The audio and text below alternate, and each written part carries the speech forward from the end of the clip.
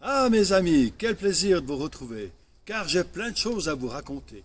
Vous vous souvenez l'autre jour, Philippe et André m'ont dit de venir à Jérusalem. Eh bien, j'y ai été, et ça valait le coup. J'ai donc été au temple. Oh, il y avait une de ces affluences. Il faut dire que la fête de Pâques approche.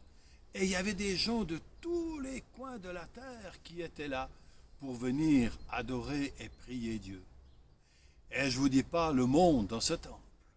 Ça circulait d'un coin de l'autre, les gens causaient, certains priaient. Et puis le pire, alors c'était tous ces marchands. Ben oui, il faut que je vous explique. Quand on veut offrir un sacrifice, on achète soit un couple de pigeons, ou bien un agneau, ça dépend de ses moyens, ou pour les grandes occasions, il y a des taureaux. Alors il y a tout cela dans le temple. Vous dites pas le bruit. Les pigeons, ah ça roucoule, un de ces bruits. Les moutons qui bêlent, les taureaux qui beuglent. Mais quel bruit dans ce temple. Et puis comme ces gens viennent de tous les coins de la terre, ils viennent avec leur argent. Seulement celui-ci n'est pas valable dans le temple. Il faut donc qu'ils aillent vers des changeurs pour acheter de l'argent du temple. Et tout ce monde crie, qui veut mon argent, qui veut mes pigeons, qui veut mon agneau, qui veut mon taureau. Vous dites pas, comment voulez-vous prier dans ce bruit-là? Enfin, j'étais là, quand tout à coup, on a vu ce Jésus arriver avec ses disciples. Il est entré, il était là dans la cour, il a vu tout ce bruit, et apparemment, ça lui a pas plu. Tout à coup, on l'a vu se mettre en colère. Il a poussé comme un rugissement. Il s'est approché des pigeons. Il les a fait partir. Il a été vers les moutons. Il les a chassés. Il a été vers les changeurs de monnaie. Il a renversé leur table. Vous aurez dû voir le cirque.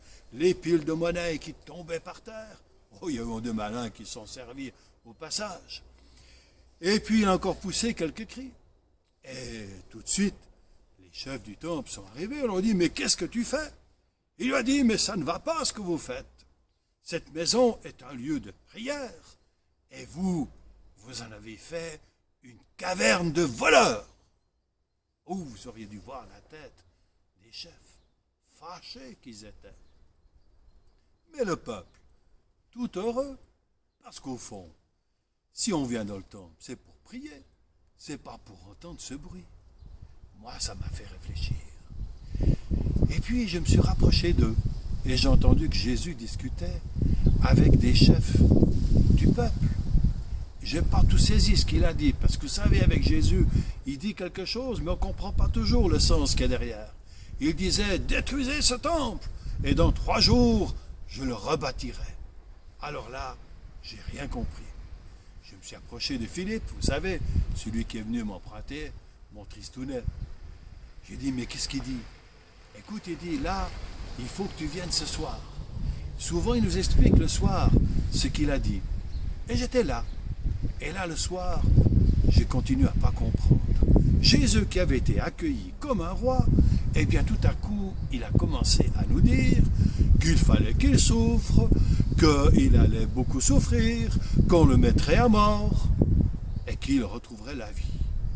Moi alors là, j'ai rien compris. Et tous les disciples ont dit, mais nous on est prêts à te défendre. Puis moi, gros malin, j'ai dit, moi aussi. Ah, on a fait les fieros là. Et puis voilà, sur ce, je suis rentré chez moi. Philippe m'a dit, tu reviendras, il y a sûrement plein de choses à voir, tu verras ces prochains jours. J'ai dit, pas de problème, je serai là, je vous redirai. Allez, à bientôt.